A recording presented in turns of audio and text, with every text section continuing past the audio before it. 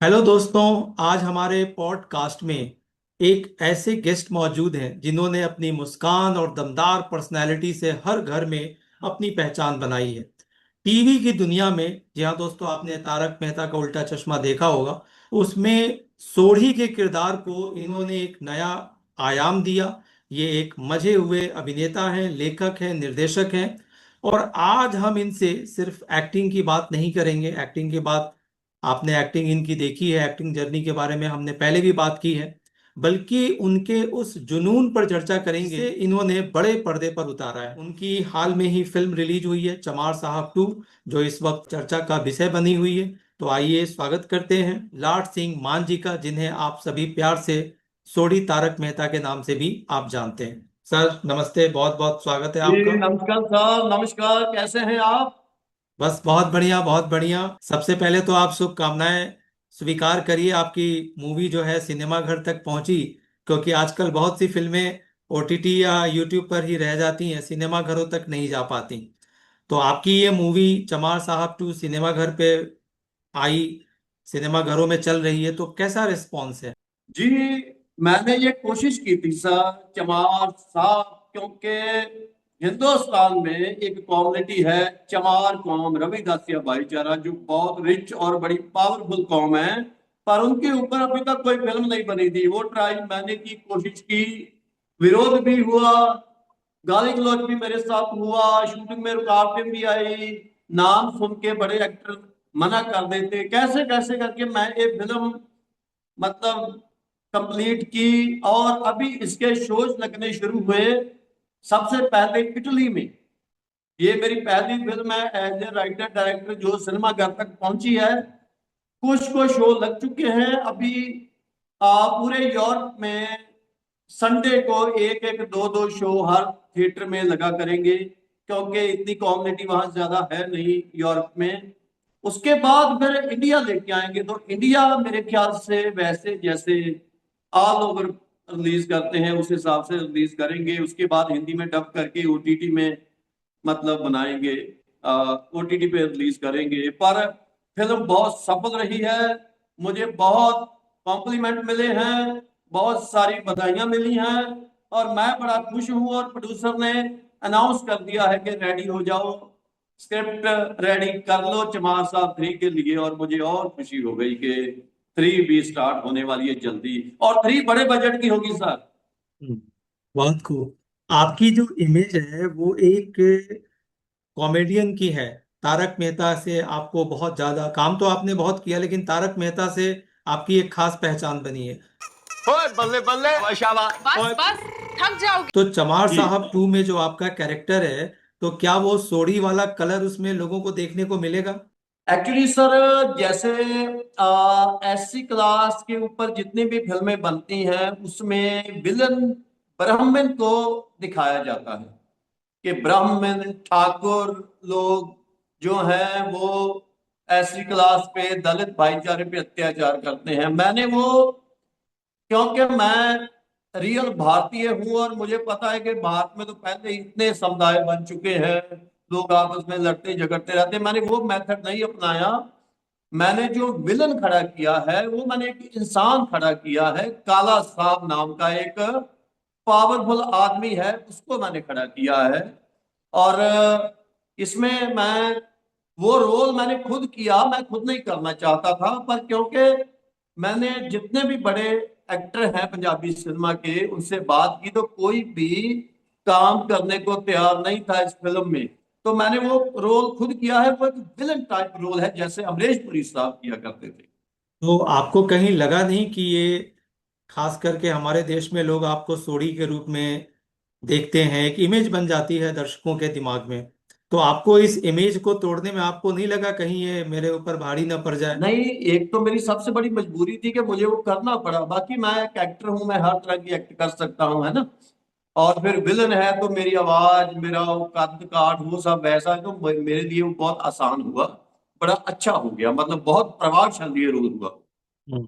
तो आपके अलावा इस मूवी में और कौन से ऐसे चेहरे हैं जिन्होंने फिल्म में एक तो चार चांद मैं हूँ, लगाने का? जी। और एक पंजाबी फिल्मों के भीष्म पितामह जिसे माना जाता है, पंजाबी सिनेमा का भीष्म पितामह, वो साउथ की भी बहुत फिल्में करते हैं कंटिन्यू, हिंदी में भी बहुत में है वो, महावीर भुल्लर साहब। फिल्म का 20-25 लाख 30 लाख चार्ज करते हैं वो पंजाबी फिल्म का। वो भी इस फिल्म का हिस्सा है। और वो मैंने उनसे निवेदन किया तो वो मेरी निवेदन पे फिर कैसे कैसे करके आ गए। एक गुलशन पांडे जी, वो तो आप जानते ही होंगे, मुंबई वाले, बहुत बड़ा नाम है, बहुत बड़ा चेहरा है, पूरा दुनिया, पूरा हिंदुस्तान जानता है। वो भी इस फिल्म का हिस्सा है। बाकी जो दूसरे कलाकार हैं वो भी काफी फिल्मों में काम कर चुके हैं, मतलब लोग फिल्मों में जानते हैं। इस फिल्म में नायिका कौन है? नायिका सर हमने इस फिल्म में रखी नहीं। तो क्या कोई सेंट्रल फीमेल कैरेक्टर नहीं है मूवी में? नहीं, जैसे विलन की वाइफ जो है वो एक धार्मिक लेडी है, एक धर्म पे चलने वाली औरत है ना। पर नायिका हमने इसलिए नहीं रखी क्योंकि हमारा प्लान था फिल्म को गुरुद्वारा साहब जो हैं, चमार कौम के गुरुद्वारा साहब हैं, उनमें दिखाने का, तो फिर वो हीरोइन वाला कंसेप्ट हमने हटा दिया। तो जब ये फिल्म बन रही थी तो कभी किसी पॉइंट पर आपको लगा कि ठीक है, मेरा कैरेक्टर तो कोई और ऐसा कैरेक्टर जो जिसने आपको अट्रैक्ट किया हो कि काश ये वाला रोल मुझे करना चाहिए था? सर मैंने 12 एक्टर से बात की, 12 से 14 एक्टर से बात की। वो पहले मान गए, जब मैंने नाम बताया तो वो उसी टाइम मना कर गए। बार बार मतलब जो भी लोग फिट थे उनसे बात करता रहा, नाम सुनते ही वो फिल्म छोड़ देते। तो मजबूरी में, हाँ, मुझे एक बात का दुख है सर, एक बात का दुख है कि मेरी फिल्म पंजाब में भी शोज लगे और अब इटली में सिनेमा में लग रही है। मैंने बहुत मतलब स्ट्रगल किया, तपस्या की, विरोध हुआ, गाली गलौज भी किया लोगों ने, पर किसी भी कम्युनिटी की संस्था ने मुझे एक अवार्ड तक नहीं बुला के दिया। उस बात का मुझे दुख है सर। तो ऐसा क्यों हुआ आपको? आपने कुछ कारण ये तो मुझे सोचा पता होगा। नहीं सर, ये मेरी भी समझ से बाहर है। और भी हम्म। लोग बोलते हैं कि अगर मतलब तूने जो किया है ये इम्पॉसिबल है, ये मतलब वो पंजाब में सोचा भी नहीं जा सकता था इस नाम पे, इस सब्जेक्ट पे फिल्म बनाने के लिए, पर तूने कर दिखाया। पर तुझे मतलब वो, तुझे तो मतलब चमार कौम का एक हीरो टाइप बन जाना चाहिए था, पर वो हुआ नहीं सर। इस फिल्म में ऐसा कौन सा दृश्य है, कौन सा ऐसा सीन है जिसको फिल्माने में आपको बहुत अच्छा भी लगा हो और बहुत परेशानी भी हुई हो? सर इस फिल्म में बहुत सारे लोगों ने हेल्प की है। हमने सिटी की सब्जी मार्केट, जिसका अगर मतलब चार्ज अगर करते तो रोज का 50,000 1 लाख रुपया चार्ज होता, पर वहां चमार गांव के लोग थे जिन्होंने सब सेटलमेंट किया। वो खुद मतलब भीड़ भड़के में खुद हमारी सपोर्ट कर रहे थे, क्योंकि बहुत क्राउड होता मार्केट में, बड़ी मार्केट है, तो कोई इधर से आएगा कोई उधर से, वो फिल्मों वालों की सुनेगा नहीं। हमारा इतना बजट तो है नहीं कि हम 500 रख सके। पर जो मार्केट का मेन था, भाई साहब, मैं अभी उनका नाम नहीं याद मुझे, वो भी खड़े हो गए कि हम साथ हैं, कोई बात नहीं करो। और भी बहुत सारे सज्जन खड़े हो गए, उन्होंने खुद फिर पूरे क्राउड को मतलब अपने हिसाब से मतलब सेट किया। और वो मार्केट के सीन बहुत टफ थे लेने। तो फिल्म का कोई ऐसा डायलॉग जो आपके दिल के करीब हो जो आप सुना सकें? कोई सब्जी बेचने वाला है, वो मुझे हफ्ता नहीं देता, तो मैं उसे बोलता हूँ कि हमारा हक क्यों नहीं देता।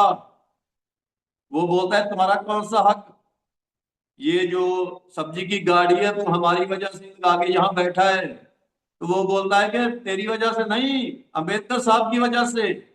फिर मैं हंसकर बोलता हूँ कि अंबेडकर, अंबेडकर कौन है?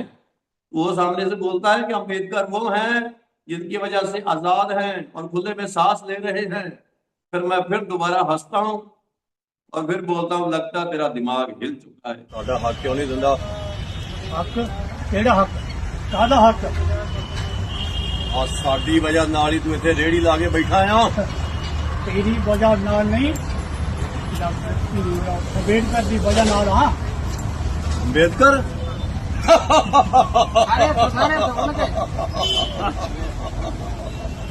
अच्छा, एक बात और बताइए कि चूंकि जब भी आप आते हैं पॉडकास्ट हम आपके साथ करते हैं, तो लोगों के कमेंट्स जब हम पढ़ते हैं तो उसमें बहुत बार लोग कहते हैं कि आपने उनसे सोडी वाला कोई डायलॉग नहीं बुलवाया। तो मैं चाहता हूं कि इस बार आप सोडी का कोई फेमस डायलॉग आप बोलें तो दर्शकों को बहुत अच्छा लगेगा। मेरा हिंदुस्तान जिंदाबाद है, जिंदाबाद था और जिंदाबाद रहेगा। वाह, क्या बात है सर। तो सर, इतनी आपने अभी इन दिनों में काम किया, तो तारक मेहता की टीम से दोबारा जुड़ने का कुछ उम्मीद नहीं लग रहा? सर अभी तारक मेहता की टीम से तो जुड़ने का मुझे पता नहीं, पर शायद मैं तारक मेहता के प्रोड्यूसर से शायद जुड़ जाऊं, क्योंकि मैं अब छोटा ही सही पर मैं एक मेकर बन चुका हूं। वो प्रोड्यूसर हैं तो बात उनसे होती रहती है, किसी टाइम भी उनका मन करे तो बोलेंगे चलो भाई कर दो काम शुरू, प्रोजेक्ट मैं उन्हें सुनाता रहता हूँ कोई ना कोई। तो ये हो सकता है कि मैं आसिफ जी के साथ कोई ऐसे डायरेक्टर राइटर काम करूँ। जब ये फिल्म चमार साहब सिनेमा घर में लगी तो आप खुद जी देखने गए? सर, मैं पहले पंजाब में शो लगे ना गुरुद्वारा में, हम्म। पहले गुरुद्वारा में शो लगाए गए, वहां बहुत फिल्म को मतलब जगह मिली, लोगों ने बहुत सराहा फिल्म को कि वाकया ही कोई फिल्म है। तो लोग कोई सामने से बोलते थे कि तो ऐसा जो लग रहा है जैसे दर्शकों साउथ के मेकर फिल्म बना के गए हैं। दर्शकों ने आपको रिस्पांस दिया, तो कोई जी जी ऐसा खास कमेंट जो किसी फैन ने या व्यूअर ने आपको बोला हो जो आपके दिल को छू गया हो? सर, उसमें ना एक टाइम पे एक सच्चा अम्बेडकरवादी है जिसको जो विलन है जलील करता है। जब वो जलील होता है तो जब हमने पहला शो लगाया तो मुझे मेरे टीम के बंदे ने बताया कि लोग रो रहे थे। दूसरी बार मैंने खुद देखा फिर उस टाइम पे कि सच में, और सच में जितने स्क्रीन के पास पास बैठे थे सबकी आंखों से आंसू गिर रहे थे। और फिर 5 शो लगाए हमने पंजाब में, और 5 शो, पहला शो तो मैं देख नहीं पाया, बाकी के 4 शोज में मैंने देखा कि हर बार लोग जो सामने बैठे थे, जब वो सच्चे अम्बेडकरवादी को बेइज्जत किया जाता है, उस पर झूठा इल्जाम लगा के, तो वो पागल हो जाता है, तो फिर लोगों की आंखों से अपने आप आंसू गिरने शुरू हो जाते। तो दोस्तों, आप देख रहे थे, सुन रहे थे तारक मेहता फेम सोढ़ी को, और सोढ़ी जी की इन बातों से आपको पता चला होगा कि वो अपनी फिल्म चमार साहब 2 के बारे में बात कर रहे थे। तो आपको आज का यह एपिसोड कैसा लगा? अगर आपको अच्छा लगा तो आप कमेंट करके हमें बताइए। और दोस्तों, आप देख रहे हैं अपने दोस्त आशीष कुमार को। देखते रहिए द हिलेरी टाइम्स को। मुझे दीजिए इजाजत, बहुत जल्द मिलते हैं एक और फेमस पर्सनालिटी के साथ। जय हिंद।